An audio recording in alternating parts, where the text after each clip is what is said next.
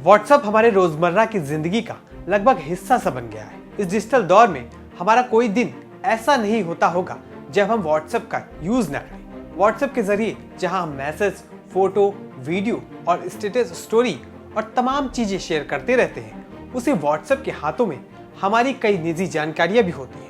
वहीं व्हाट्सएप हमारी प्राइवेसी को मैनेज करने के लिए व्हाट्सएप प्राइवेसी पॉलिसी भी बनाता है। लेकिन ऐसी ही एक प्राइवेसी पॉलिसी को लेकर सुप्रीम कोर्ट ने व्हाट्सएप को तगड़ी फटकार लगाई है। सुप्रीम कोर्ट ने ऐसा क्यों किया है, इसके लिए हम आपको थोड़ा पीछे लेकर चलते हैं। दरअसल साल 2021 में व्हाट्सएप ने अपनी प्राइवेसी पॉलिसी की घोषणा की थी। इसमें कहा गया था कि यूजर्स का कुछ डाटा अब इसकी पेरेंट्स कंपनी मेटा के साथ शेयर किया जाएगा।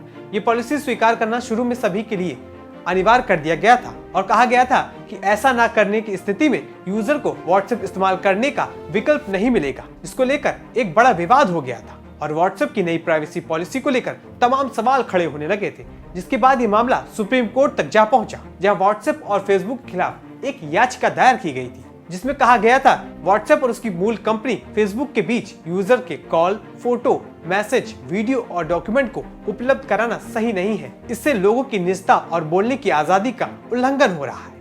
वहीं जब व्हाट्सएप की ओर से लाई गई प्राइवेसी पॉलिसी को कोर्ट में चुनौती दी गई, जिसके बाद से डाटा ड्राफ्ट प्रोटेक्शन बिल का इंतजार हो रहा था, वहीं व्हाट्सएप चाहता है कि फाइनल बिल आने के बाद देखा जाए कि याचिका में किए गए दावों के हिसाब से प्राइवेसी पॉलिसी यूजर को प्रभावित कर रही है या नहीं। वहीं सुप्रीम कोर्ट में जस्टिस के.एम. जोसेफ की अगुवाई वाली 5 जजों की संविधान पीठ ने आदेश दिया कि राष्ट्रव्यापी प्रसार वाले 5 अखबारों में इसको लेकर कम से कम 2 बार फुल पेज का विज्ञापन दिया जाए। वहीं सुनवाई के दौरान केंद्र सरकार की ओर से सॉलिसिटर जनरल तुषार मेहता ने कहा था कि संसद में इस बाबत एक नया विधेयक पेश किया जाएगा, तब तक इंतजार करने में कोई हर्ज नहीं है।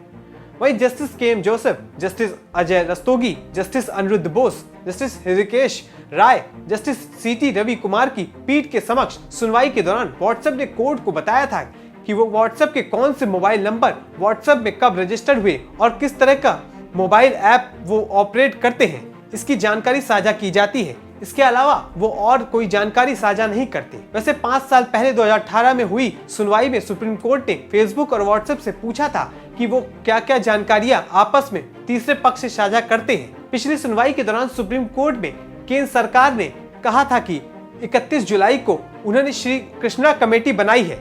कमेटी की रिपोर्ट आने के बाद तय करेंगे कि कानून लाना है या नहीं। भारत के नागरिकों के साथ दूसरे देशों के नागरिकों से भेदभाव नहीं किया जा सकता। देश में भी वही प्राइवेसी पॉलिसी हो जो दूसरे देशों में है।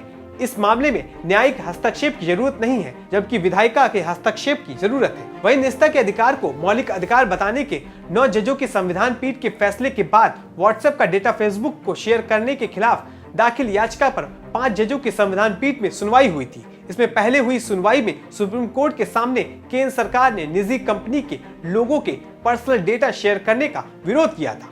केंद्र ने कहा था कि डेटा शेयर करना जीने के अधिकार के खिलाफ है। पर्सनल डाटा संविधान के आर्टिकल 21 राइट टू लाइफ यानी जीने के अधिकार का अभिन्न अंग है।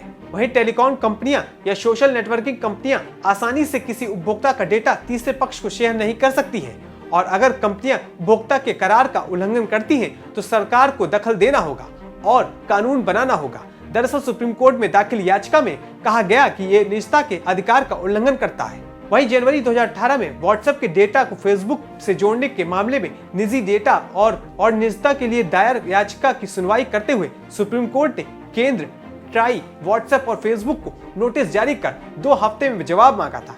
याचिका में कहा गया था कि हर व्यक्ति की निजता का मामला है और केंद्र सरकार को इसके लिए कोई नियम बनाना चाहिए, क्योंकि 150 मिलियन उपभोक्ताओं की निजता के संरक्षण से सीधे जुड़ा है। लिहाजा सरकार और कंपनियों सभी को इस बाबत संवेदनशील रहने की जरूरत है। वहीं सुप्रीम कोर्ट ने व्हाट्सएप को निर्देश दिए हैं कि यह मीडिया में इस बात प्रसारित करें कि यूजर व्हाट्सएप की 2021 प्राइवेसी पॉलिसी स्वीकार करने के लिए बाध्य नहीं है।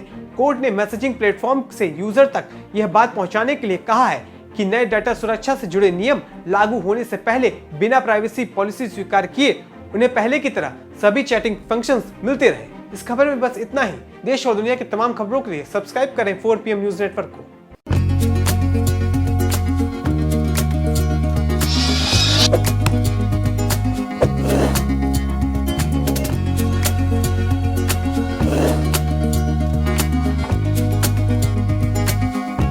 you